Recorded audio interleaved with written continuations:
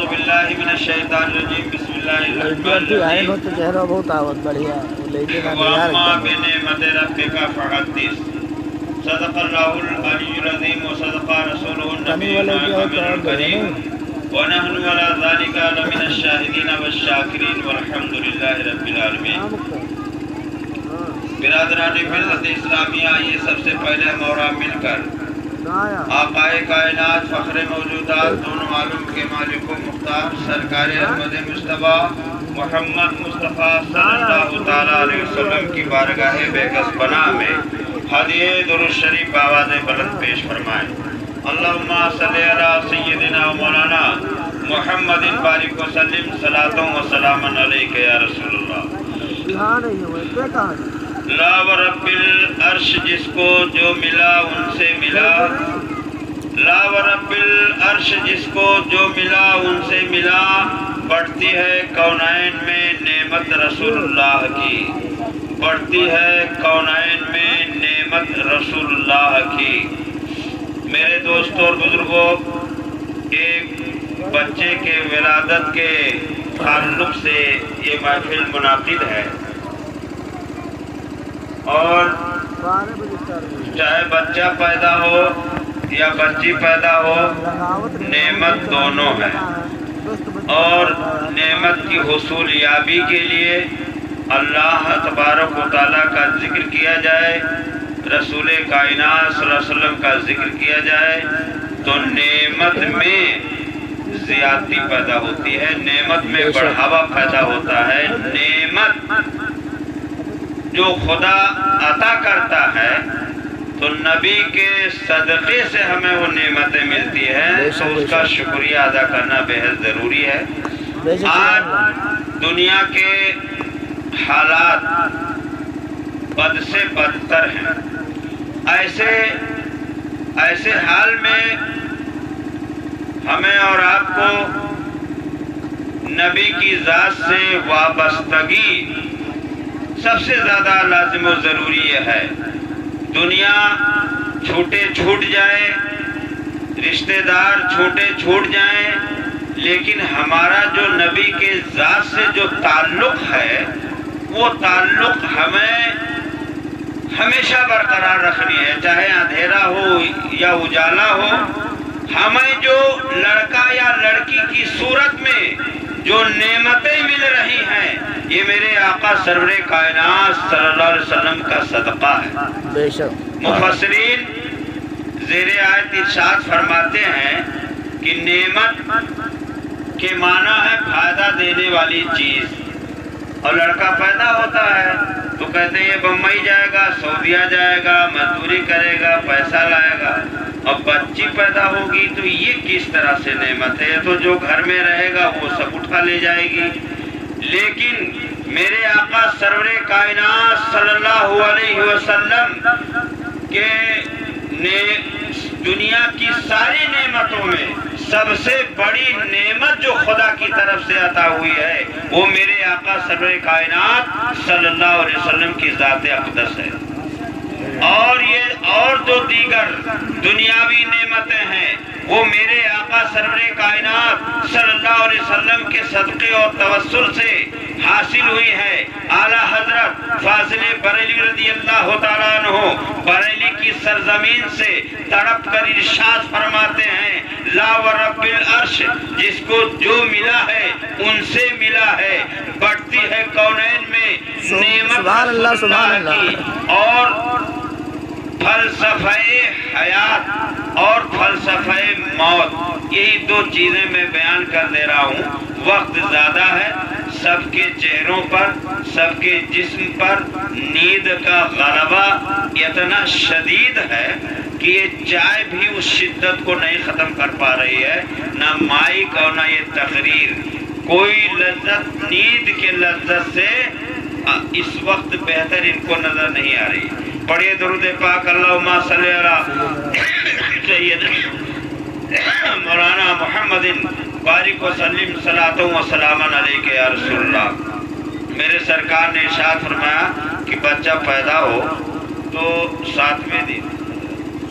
میسر ہو تو عقیقہ کیا جائے. کچھ دینی کام کرو جس کے وجہ سے وہ بچہ محفوظ رہ سکے اور اس کو اللہ عمر خضر عطا کرے. کہا گیا کہ بچہ پیدا ہو تو بال ترشواؤ اور اس کے بال کے وزن کے مقدار میں چاندی صدقہ کرو. صدقہ کرو گے تو صدقہ یہ بلاؤں کو دور کرنے والی چیز ہے، بلاؤں کو دور کر دیتی ہے. اسی لیے سرکار نے فرمایا بکرا ذبح کرو، عقیقہ کرو. جب آپ یہ صدقات ادا کرتے ہو تو جو بلائیں آتی ہیں، جن بلاؤں کو دور کرنے کے لیے آپ وہاں دھواں سلگاتے ہو. کیا سلگاتے ہیں؟ دھواں ایک اس میں کر کے پیر کا کانٹا لٹکا دو، لوہا رکھ دو، کردھن پہنا دو، یعنی دنیا بھر کی جو کہاوتیں ہیں اسے ادا کرتے ہیں. تو میرے سرکار نے ارشاد فرمایا ہے کہ اگر تم اس کو جموگا سے اور بلاؤں سے بچانا چاہتے ہیں اس بچے کو کہ وہ رو رہا ہے، تکلیف میں مبتلا ہے، اور تم یہ کہتے ہو کہ اگر بچہ پیدا ہو اور نہ روئے تو پورے گھر والے رونا شروع کر دیتے ہیں کہ بچہ مرا ہوا پیدا ہوا ہے، اور اگر رو دے تو سب ہنس رہے ہیں. یہ عجیب اتفاق آج ہی یہ ہے کہ یہ بچہ ننگا پیدا ہوتا ہے اور اپنے ننگے پن کو دور کرنے کے لیے زندگی بھر تگ و دو جد و جہد کاوش کرتا ہے اور بہت کماتا ہے، لیکن اپنے جو بچپن میں پیدا ہوا تھا ننگا، اس ننگے پن کو دور کرنے کے لیے ایک کپڑا تلاش کرتا ہے اور پوری زندگی اس کی ختم ہو جاتی ہے، اور آخر میں اس کو تن ڈھکنے کے لیے کیا ملتا ہے؟ کفن. ہر انسان اتنا تو غفلت میں ہے کہ ننگا پیدا ہوا اور ننگے پن کو دور کرنے کے لیے پوری زندگی تو نے تگودو کی، دوڑ دھوپ کیا، آخر میں جا کر کے تجھے وہ کفن میسر آیا جس سے تو تن دنیا میں آیا تھا ننگا، لیکن اب دنیا سے جا رہا ہے تو وہی ایک کفن اب پوری زندگی میں تجھے حاصل ہوا جو تو لے کے قبر میں جا رہا ہے. نہیں نہیں، ایک کفن ہی لے کر نہیں جا رہا. بچہ پیدا ہوتا ہے تو اسی لیے کہا جاتا ہے کہ بچہ جب پیدا ہو، جانور ذبح کرتے ہو تو اس وقت کیا پڑھتے ہو؟ بسم اللہ اللہ اکبر. کیوں پڑھتے ہو؟ چھری چلاتے ہو، اس کے اوپر ظلم کرتے ہو، اس کا جسم کاٹ رہے ہو اور اس کے اوپر اللہ کا نام لے رہے ہو. کہا دیکھو اللہ کا جب نام لے لیا جاتا ہے تو روح مچل جایا کرتی ہے، اور جب روح مچلتی ہے تو اس کے جسم کو کاٹ دیا جائے لیکن اس کو احساس تکلیف نہیں ہوتا ہے. دنیا کے پورے محققین اور جتنے فلاسفہ ہیں سب نے تحقیق کیا کہ مسلمان مارے جاتے تھے تو ان کو احساس تکلیف کیوں نہیں ہوتا تھا؟ اس لیے نہیں ہوتا تھا کہ ان کے روحوں میں اللہ کا نام بسا ہوا رہتا تھا، محمد کا نام بسا ہوا رہتا تھا، اس لیے ان کو احساس تکلیف نہیں ہوتا تھا. لاکھ کانٹا رکھ دو، دھواں سلگا دو، لوہا رکھ دو، یہ لے آؤ وہ لے آؤ، لیکن جب تک کان میں کہا گیا کان میں دائیں کان میں اذان اور بائیں کان میں اقامت کہو. کہنے والے کہتے ہیں کہ یہ کاہے کرنے کے لیے کر رہے ہو؟ کہا دیکھو یہ سرکار نے فرمایا ہے، اور جب کان میں اللہ کا نام پڑھا جاتا ہے، بچہ رو رہا ہے، گھر والے خوشیاں منا رہے ہیں کہ زندہ پیدا ہوا ہے، لیکن وہ رو کیوں رہا ہے؟ اس کے رونے کی تہ میں کوئی نہیں جاتا کہ رو کیوں رہا ہے. اسے کوئی تکلیف پیدا ہوئی ہے، اسے کوئی حاجت ہے، اسے کوئی ضرورت ہے. لوگ تو ہوا ہے ادھر خوشیاں منائیں، بابا دادا نانی نانا یہ وہ مرغا لا کر کے بناؤ، یہ بناؤ وہ بناؤ. میرے سرکار نے ارشاد فرمایا ہے کہ اولاً پہلا کام جو بچے کی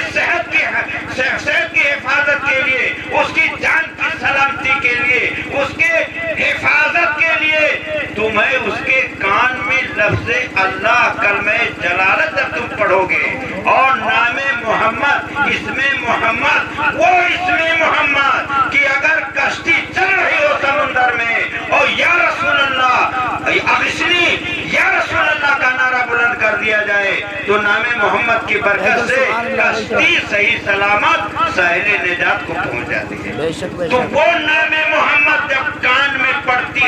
نام محمد کا کلمہ کان میں پڑتا ہے تو روح مچل جاتی ہے۔ کون سی روح مچلتی ہے؟ وہ روح جو جنگ بدر میں مچلی تھی، وہ روح جو جنگ احد میں مچلی تھی، وہ روح جو جتنے بھی جہاد ہوئے، جتنی بھی جنگیں ہوئی، جتنی بھی مارکہ آرائیاں ہوئی، ان میں نام محمد ہی کا اثر تھا کہ تکلیف کا احساس نہیں پیدا ہوتا تھا۔ جب ہم بچے کے کان میں اذان پڑھے ہیں، کلمات پڑھے ہیں، امام حسین کا جب پیدا ہوئے تو سرکار کے گود میں آپ کو لایا گیا، پیش کیا گیا، سرکار نے اذان کے کلمات پڑھے۔ امام حسین رضی اللہ تعالیٰ عنہ بزبان حال ارشاد عرض کرتے ہیں کہ یا رسول اللہ آپ میرے کان میں اللہ اکبر من کل شیء، اللہ کی ذات ہر شے سے بڑی ہے، اشہد ان لا الہ الا اللہ، اللہ کے علاوہ کوئی خدا نہیں ہے، اشہد ان محمد رسول اللہ، میں گواہی دیتا ہوں کہ محمد صلی اللہ علیہ وسلم اللہ کے رسول ہیں، اس کے بندے ہیں۔ حیا علی الصلاۃ، آؤ نماز کے لیے، حیا علی الفلاح، آؤ کامیابی کے لیے۔ امام حسین رضی اللہ تعالیٰ عنہ زبان حال سے یہ اعلان کرتے ہیں کہ اے میرے نانا جان، آپ اللہ کا نام میرے کان میں پڑھ رہے ہیں، محمد کا نام میرے کان میں پڑھ رہے ہیں، شہادت میرے کان میں پڑھ رہے ہیں، چاہے وہ وحدانیت کی شہادت ہو یا رسالت کی شہادت ہو، آپ میرے کان میں پڑھ رہے ہو، لیکن یہ کلمہ جلالت اور یہ پرچم اسلام کو بلند کرنا ایسی جگہ پہ میں بلند کروں گا، ایسی جگہ پہ میں کلمہ جلالت پڑھوں گا، ایسی جگہ پہ میں کلمہ رسالت ادا کروں گا، ایسی جگہ پہ میں نماز ادا کروں گا جہاں تیروں تلواروں کی بارشیں ہو رہی ہوں گی، سبحان اللہ، اور تلواروں کی خون کی دھار چل رہی ہوگی، نہ مسجد میں نہ بیت اللہ کی دیواروں کے سائے میں نماز عشق ادا ہوتی ہے، تلواروں کے سائے میں۔ اے نانا جان، تو بتائیے امام حسین کے کان میں اذان کے کلمات پڑھے گئے، اس لیے پڑھے گئے کہ کوئی اگر تکلیف ہو یا کوئی بھی آسیبی خلل ہو تو جو دواؤں سے نہ دور ہو سکے، جو دھوئیں سے نہ دور ہو سکے، نہ گردن اور مالے سے دور ہو سکے، وہ محمد اور اللہ کے کلمات سے دور ہوں گے۔ اس لیے ہم اللہ کا نام کان میں پڑھنا سب سے زیادہ لازم و ضروری ہے۔ اتنا گوشت کھلا دیا، اتنا چاول کھلا دیا، ایک نے بچے کی صحت و سلامتی کے لیے دعا نہیں، کوئی 100 روپے کا وہ چٹنی لے کے دوڑ رہا ہے، کوئی سویٹر لے کر کے دوڑ رہا ہے، لیکن یہ جان لو یہ ساری چیزیں تو دنیاوی اعتبار سے تو درست ہیں، لیکن دینی اعتبار سے جب تک ہم عقیدہ نہیں ادا کریں گے، بچے کا صحیح نام نہیں سبحان اللہ، بہت خوب، کان میں اذان و کلمات اور اقامت نہیں کہیں گے جب تک یہ دینی فریضہ بہت خوب، سبحان اللہ، سبحان اللہ، جو رو رہی ہے، تکلیف میں مبتلا ہے، نام محمد جب پڑھ دیا گیا تو وہ تکلیف سے دو چار نہیں ہوگا، لاکھ پریشانیاں آئے، جموگا آئے، شیطان آئے، بڑا سے بڑا کالیا آئے، برم آئے، کوئی کچھ تکلیف نہیں پہنچا سکتا۔ لا حول ولا قوت الا باللہ، اللہ کی ذات کے سوا دنیا میں کسی چیز میں وہ طاقت و قوت نہیں ہے۔ جب اللہ کا نام ہم پڑھ دیں گے تو وہ بلائیں دور ہو جائیں گی، وہ مصیبتیں دور ہو جائیں گی، وہ پریشانیاں دور ہو جائیں گی۔ اس لیے لازم و ضروری یہ ہے کہ ہمارے اور آپ کے لیے جو دینی فریضہ ہے اسے اولاً ہمیں ادا کرنا چاہیے۔ ہم چاہے آج ہم حسب استطاعت نہیں، وہ توفیق نہیں، لیکن جب اللہ توفیق عطا کرے تو آپ کسی بھی وقت ادا کر سکتے ہو، لیکن مسنون و مستحب طریقہ یہی ہے کہ 7 روز عقیقہ کیا جائے اور اس کے بعد छुआए जाए और बेहतरीन नाम रखा जाए और